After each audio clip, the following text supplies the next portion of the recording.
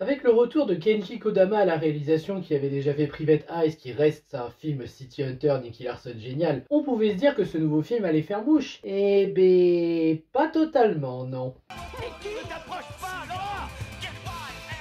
City Hunter, Nicky Larson, Angel Dust, nouveau film que je n'ai pas pu voir au cinéma au moment de sa sortie, ce que j'ai un peu regretté parce que bon, l'animation avait l'air chouette, la bande-annonce vendait du rêve, mais au final, maintenant que je l'ai vu en Blu-ray, je me dis, c'est peut-être un peu mieux que je l'ai pas vu au cinéma. Cette fois, Nicky et Laura doivent protéger Angie, ou plutôt, pardon, retrouver son chat, du moins ça commence comme ça, mais on voit venir rapidement qu'Angie, elle a des soucis avec des personnes qui la poursuivent, et que Nicky et Laura vont devoir la protéger. En gros, c'est plus ça l'histoire du film. Et en soi, comme je l'ai dit, la bande-annonce nous avait fait des promesses, notamment le fameux chapitre final de Nicky Larson qui commence. Un véritable enjeu de taille, cette fois tu voyais même dans la bande-annonce Nicky en sang, que pour ma part j'ai rarement vu, voire jamais, Nicky Larson en sang. Alors forcément tu vois ça, tu te dis...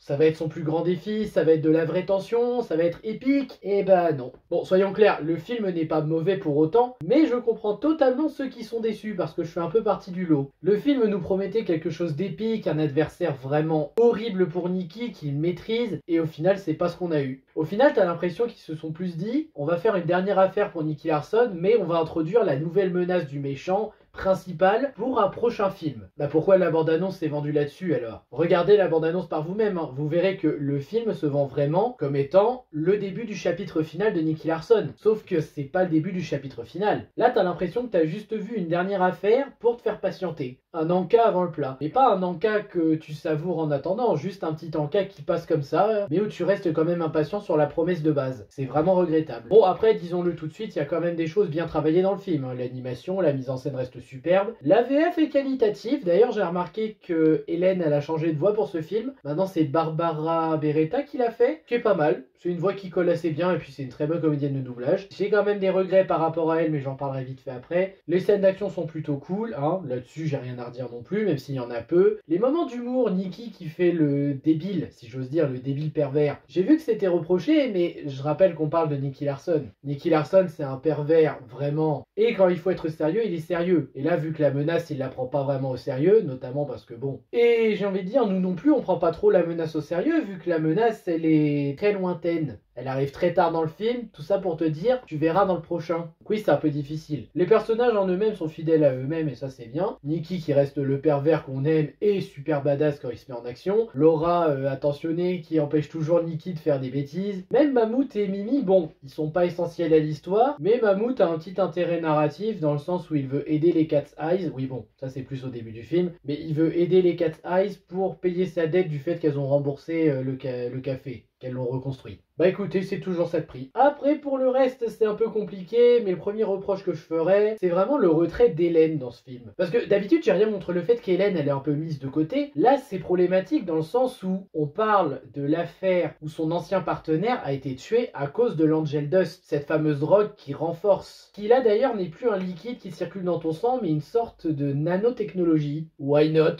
Mais c'est vrai que la mettre autant en retrait alors que, merde, c'est la mort de son partenaire qui est concernée là. C'est la drogue qui a causé la mort de son partenaire. Pourquoi? Surtout qu'ils nous mettent une scène que je trouve géniale, une scène vite fait où tu la vois discuter dans ses débuts de la police avec son partenaire qui est l'ancien ami de Nicky. C'est super ça, limite Hélène t'aurait dû être mise plus en avant. En fait j'ai l'impression que le film a fait des erreurs volontaires pour faire une meilleure suite plus tard. Mais bon, Hélène en retrait, j'ai pas trop apprécié. Angie qui est pas inintéressante, mais en termes de menaces...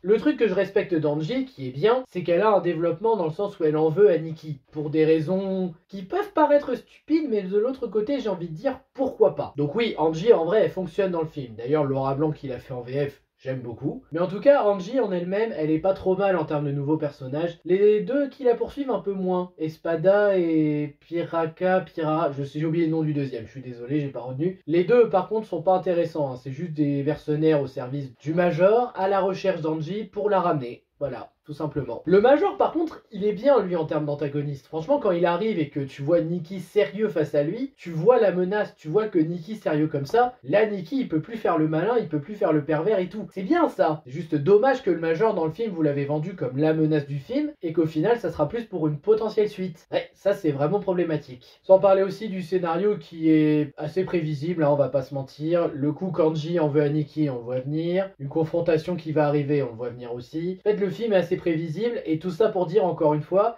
si tu voulais le vrai film que t'attendais, faut attendre la suite. Bah ouais, mais non, dans ce cas-là, vends ton film mieux que ça. Là, tu l'as vendu sur un mensonge au final, donc moi j'y ai cru, comme beaucoup, je pense. Après, malgré ses défauts, c'est pas un si mauvais film. Je dois reconnaître que je passe quand même un bon moment, c'est une bonne enquête. Après, je pense que ce qui fait que je l'ai moins apprécié, c'est également que ça se passe après Private Eyes. Private Eyes, il y avait plus d'épique, t'avais plus de tension vraiment instaurée, notamment Nicky quand il se fait poursuivre par les drones, ça je m'en souviens dans Private Eyes. Oh là, c'était génial, surtout que c'était pour Laura. Oh, non, vraiment. Private Eyes, c'était une pépite, je trouve. C'était vraiment un film super. Et là, celui-là, c'est pas que c'est un mauvais film, mais quand tu passes après, ça passe moins. Et tout ça pour te dire, ouais, mais t'inquiète pas, il y aura une suite où ça sera mieux. Ouais, mais la suite, on l'a pas avant 2-3 ans, au moins. Et je rappelle que le film, chez nous, il est sorti en 2024. Hein. Donc, on verra. Mais personnellement, je suis un petit peu déçu, malgré que j'ai passé un bon moment devant Angel Dust. Parce qu'encore une fois, il n'est pas si mauvais. La déception est justifiée si vous vouliez de l'épique ou que vous avez vraiment adoré Private Eyes. Mais en vrai, le film était quand même correct. Tout ce que j'espère, c'est que la partie 2 fera bien mieux et respectera ses promesses, elle. Et j'espère que la suite, c'est pas une première partie puis une deuxième partie. Parce que sinon, il va vraiment falloir arrêter d'abuser. Hein. En tout cas, le film était correct. Donc si ça vous intéresse, regardez-le. Sinon, mais vous attendez pas à mieux que Private Eyes. Pour l'instant, mon préféré, ça reste Private Eyes. Et pourtant, j'ai vu le live Netflix et le film de Philippe Lachaud avec lequel j'ai toujours un peu de mal. Je suis comme ça, désolé, j'y peux rien. En tout cas, merci à vous d'avoir regardé, n'hésitez pas à liker, à partager, à vous abonner, et je vous dis à bientôt pour de prochaines vidéos. Ciao!